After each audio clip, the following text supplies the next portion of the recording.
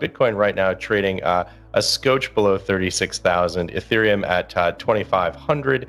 Look, let's not sugarcoat it. Bitcoin down about 37% in the month of May. If you look at the CoinDesk data, some of these, when there's volatility, especially, you see these the data vary a bit between exchanges, between reporting mechanisms.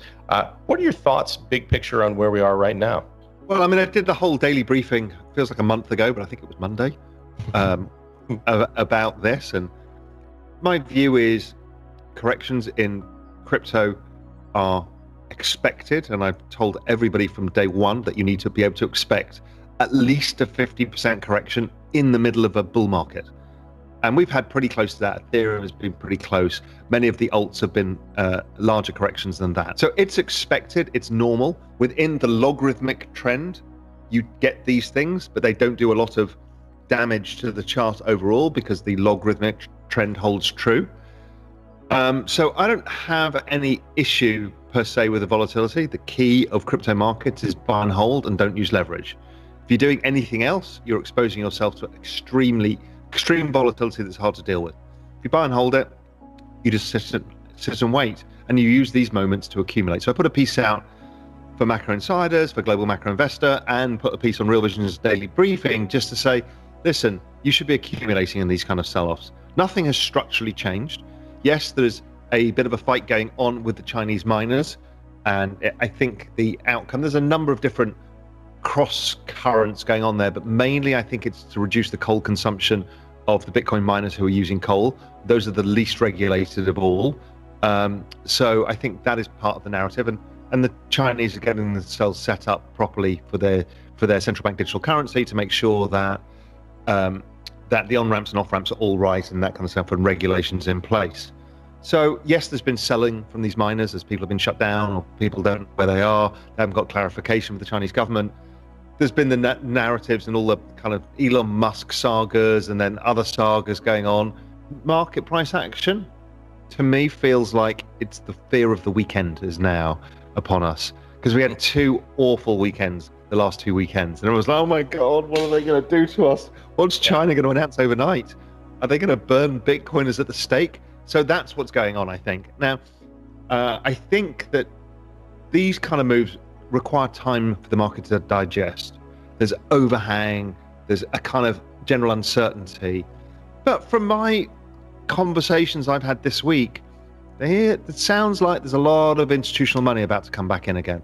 As I've talked about that feature, there was less institutional money for a while, but I've heard that there's a lot coming. So I think that soon we will have a trend change back up again. If I look at the Bitcoin chart, could it make a new low and then bounce? Possibly. But it's starting to get to the weekly 9 count on DMARC, which is one of my favorite technical studies that from Tom DeMark. And I was even chatting to Tom this week, and he's like, yeah, it could have another new low. But then we start setting up for this weekly. If we had a new low, we'd set up for a daily low and a weekly low, which is an extraordinarily strong signal in that kind of charting technique. Raoul, so much there. First, we should say, as you and I have both said many times, of course, not financial advice, particularly for retail investors. You need to understand your own risk tolerance. Talk to a financial professional before you dive into these markets. Or That's any a big question. Who is your financial professional, and what makes them more professional than you and I talking? Considering we've both been in financial markets for 20 years plus, it's kind of crazy how people deal with this these days. It feels antiquated. Well, the interesting thing about it is, I think that if you think about what we do here, very different from what someone who's going to do, who's going to look at an individual's risk tolerance, their objectives, life events, those kinds of things. Important that people understand their own risks rather than the market analysis that you and I do and others on Real Vision so often. Yes, it is. But that kind of life and where you are is basically really your whole investment framework and how much you need to save and invest. For people who have got money that they want to trade or invest their own way, self-directed, they should know what their risks are.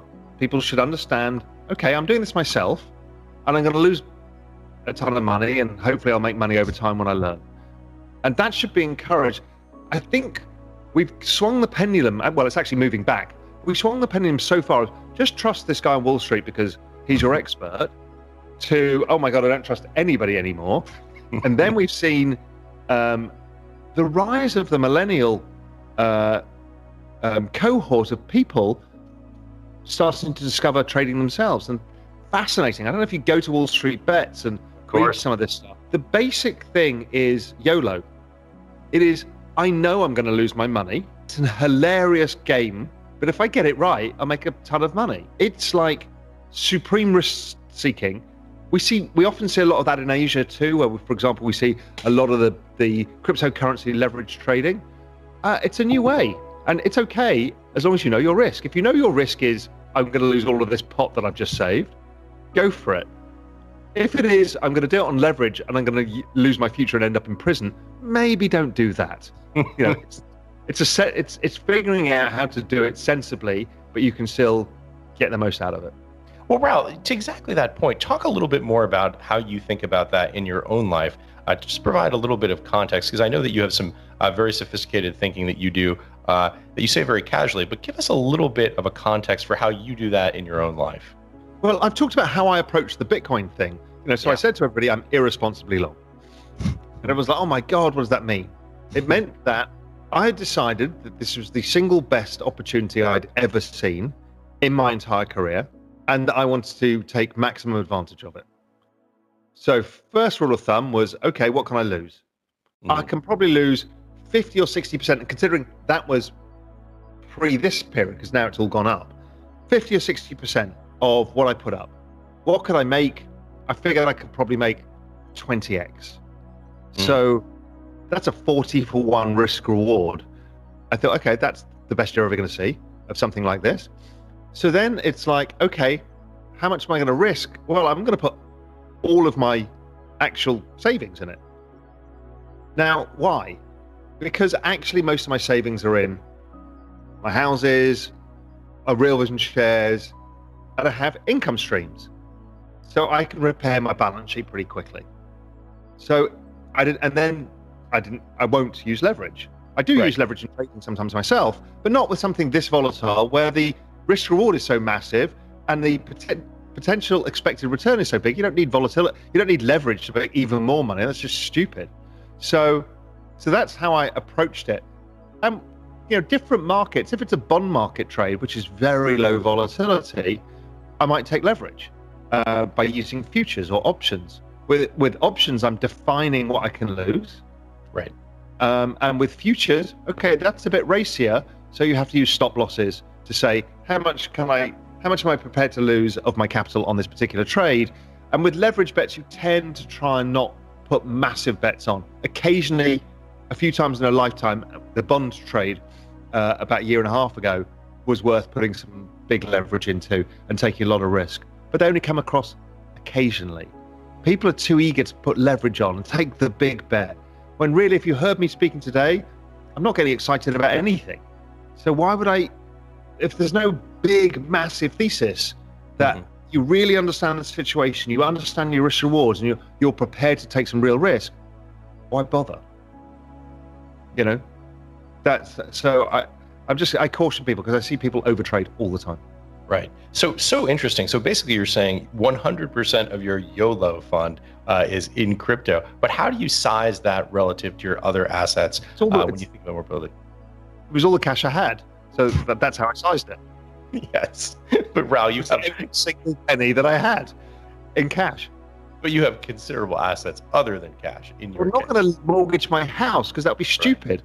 Because I don't mind losing money, but losing my home is idiotic because I've worked a lot and a lot of long hours and many years to own it. So the last thing I want to do is hand the keys over to somebody else because I was trading Bitcoin. No.